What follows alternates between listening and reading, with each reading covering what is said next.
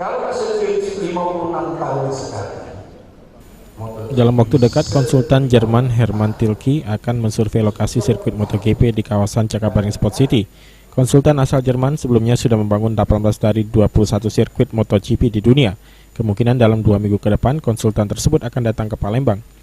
Gubernur Sumsel Alex Nurdin menjelaskan, direncanakan dalam waktu 16 bulan pembangunan sirkuit MotoGP Palembang di atas lahan 120 hektar akan dibangun pihak investor. Nantinya konsultan Hermann Tilke setelah melakukan survei lokasi akan membangun desain sirkuit MotoGP Cakabaring Palembang dan kelengkapan pendukungnya. Diharapkan nantinya sirkuit MotoGP Cakabaring Palembang ini akan menjadi sirkuit MotoGP termurah di dunia serta berada di tepi danau ski air Cakabaring. Yang menjelaskan perlombaan MotoGP merupakan seri yang digelar bergilir di sejumlah negara. Kemungkinan pelaksanaan MotoGP 2018 merupakan seri terakhir.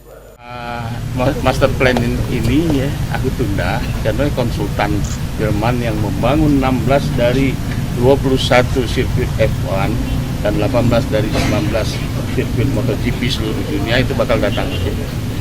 Nah, bertemu dengan kamu-kamu. Judi Sumatnggalu, PAL TV.